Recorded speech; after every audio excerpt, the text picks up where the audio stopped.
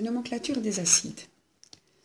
Alors ici, tous les acides, enfin énormément d'acides sont repris. Ils sont classés en fait d'après l'anion dont ils viennent. Donc ils viennent d'anions de valence 1, donc où il y a un seul hydrogène en fait, ils sont dans cette colonne-ci, anions de valence 2 sont dans cette colonne-là, etc. En fait, ce tableau correspond au tableau de la nomenclature des anions, donc les, je sais pas moi, chlorate, chlorite, chlorure. Le même tableau existe avec les anions. Donc ici, ces anions ont gagné le maximum d'hydrogène, ils sont donc devenus des acides, des molécules neutres avec des hydrogènes. Donc les zones hachurées sont les zones où en fait les groupements, par exemple de valence 3, ont gagné un hydrogène et étaient l'hydrogénophosphite, les dihydrogénophosphite, ou bien l'hydrogénocarbonate. Donc c'est ceux-là, comme ils sont repris en molécules ici, on ne sait pas en faire plusieurs fois. Alors, pour la nomenclature des acides, il y a des suffixes, donc des choses qui se mettent en bout de nom. On peut commencer par le soufre. Donc on va avoir des suffixes hydriques, des suffixes E et des suffixes ic. Et on va retrouver tous ces suffixes partout. Donc on va avoir des hydriques, E, ic, c'est les seuls suffixes qu'il y a. Alors quand est-ce qu'on met le suffixe hydrique? Bon, d'abord, tous les acides, leur nom commence par acide. Et puis on met quelque chose qui correspond à l'atome, donc sulf, chlore ou nitre. Et le suffixe hydrique. Alors quand on a un suffixe hydrique, on entend là-dedans hydrogène.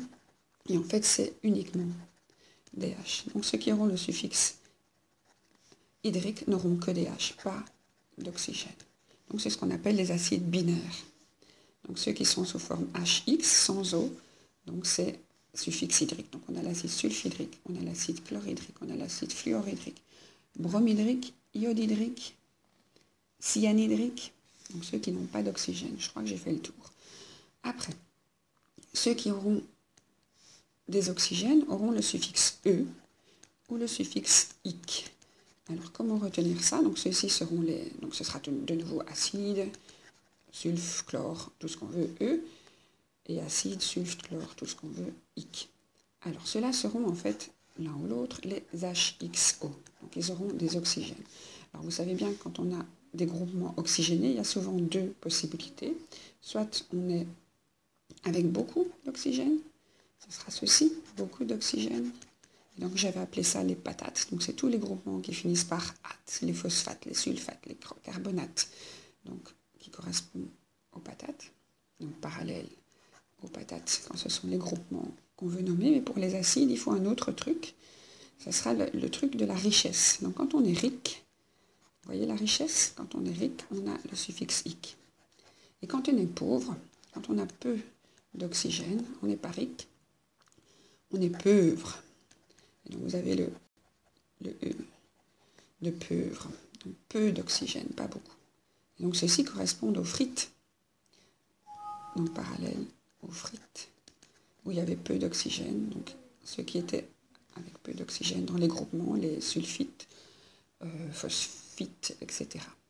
Voilà, donc les acides vont être pauvres en oxygène, riches en oxygène ou vides d'oxygène, dans ce cas-là hydrique. Et comme ça, vous les avez tous. Donc ceux qui sont pauvres, ils en ont deux, la plupart. Donc tous ceux qui sont pauvres, donc avec des E, ils ont deux oxygènes. Il y a encore des E et des E là, mais ceux-là sont des exceptions. Donc les exceptions, donc attention, les indices sont différents pour ces pauvres-ci, et les indices sont différents pour ce pauvre-ci ici. Donc la plupart des pauvres sont à 2 oxygènes. Alors, on va regarder un petit peu les... Bon, on va rester avec ceux-là. Donc les riches, eux, les riches vont être souvent à 3 oxygènes, ric, 3 oxygènes, ic, 3 oxygènes, ic, 3 oxygènes, ic.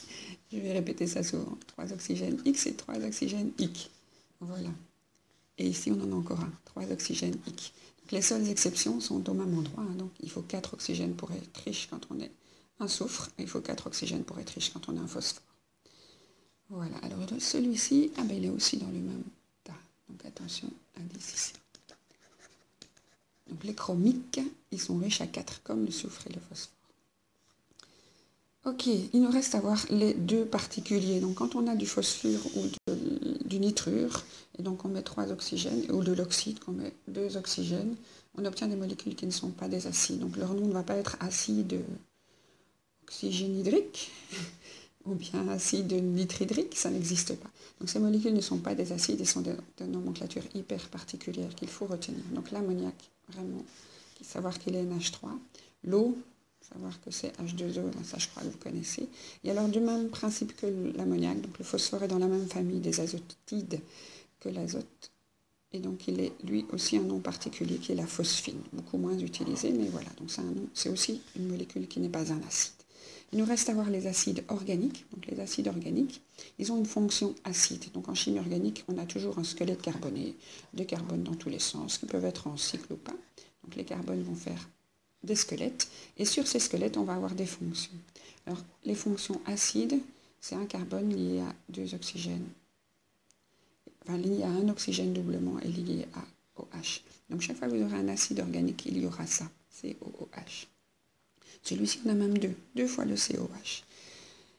Et voilà, donc les acides organiques à connaître par cœur, donc la nomenclature particulière, c'est l'acide formique, qui est celui des piqûres de fourmis ou d'ortie, l'acide acétique, qui est celui du vinaigre, l'acide oxalique, je ne sais pas trop où on le retrouve dans la nature, dans la digestion du sucre, je crois. Voilà, 2 fonctions acides reliées, et donc voilà les acides organiques, qui vont donner les anions oxalates en perdant ce H là. Donc l'anion oxalate, c'est celui-là, l'anion acétate, c'est celui-là, et l'anion oxalate, il a 2 moins, puisqu'il peut en perdre 2. Voilà, pour les acides.